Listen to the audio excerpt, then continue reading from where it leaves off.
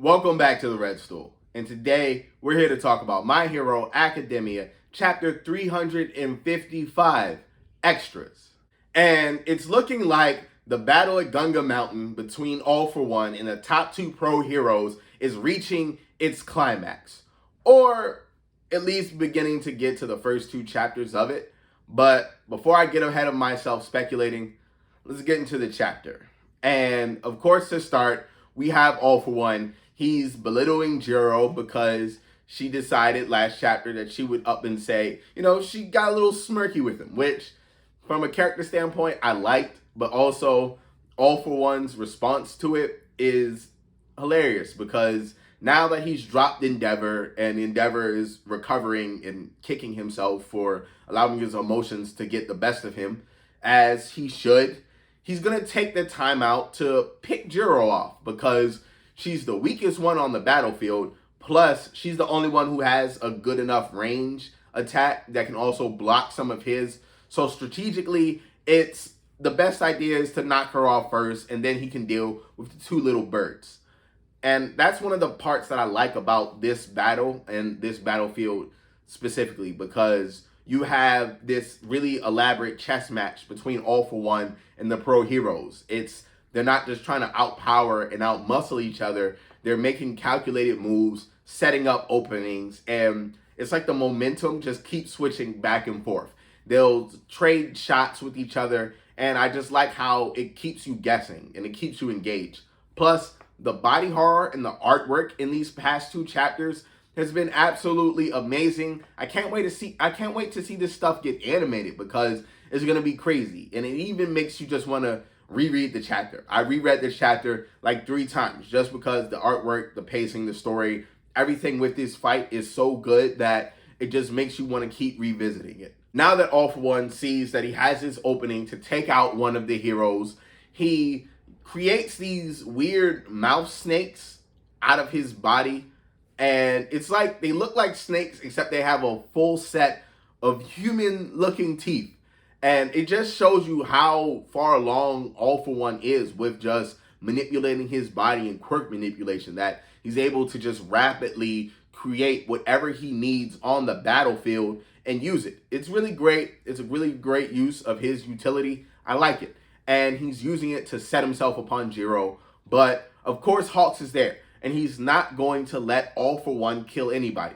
I like how that's his mantra in his head. At first, he was afraid that Tokoyami might die, but now he's saying, you know what? I'm not going to let him kill anyone here. And he's not only able to block All For One's attack, but he also lands another headshot.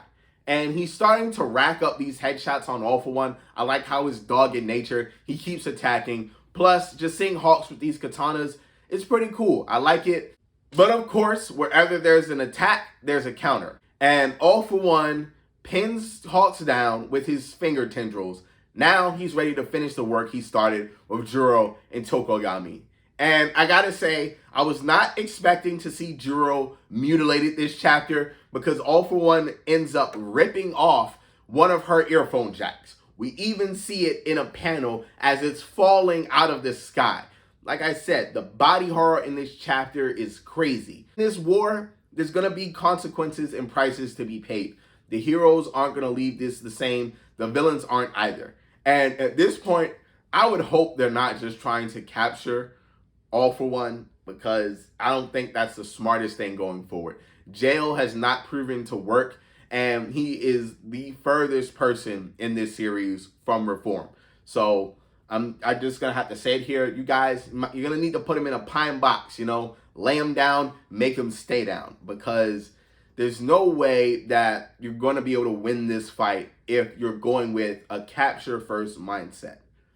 Thankfully, the heroes aren't. And Jiro, even though she's mutilated, she's hurt, she doesn't flinch, she doesn't back down. The emotions that she has towards All For One, because of everything he's done to her friends, it allows her to muscle through. And she shoots her heartbeat resonance at him, one earphone jack and all. And Hawks takes full-on advantage of this opportunity. He shakes off that attack All For One hit him with and lands another headshot.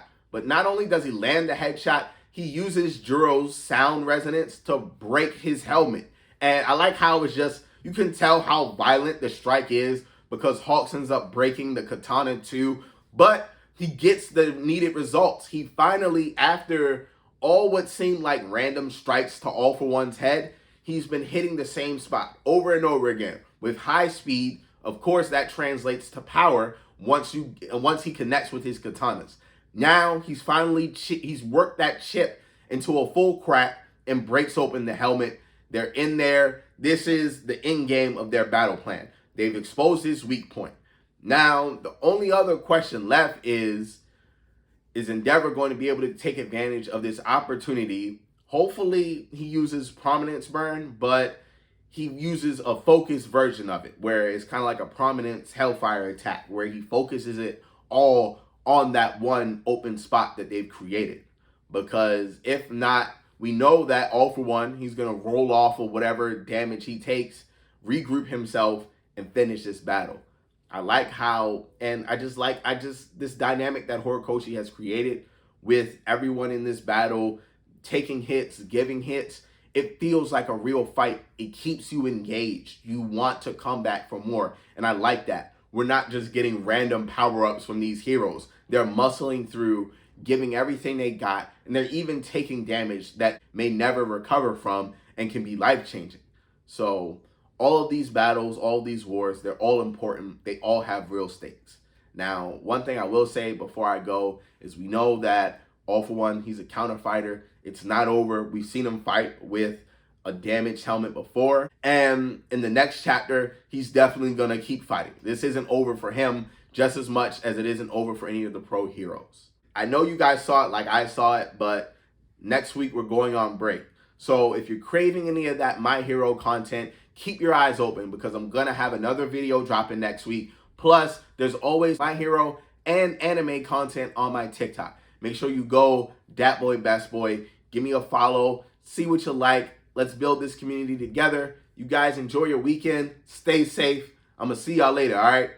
Peace.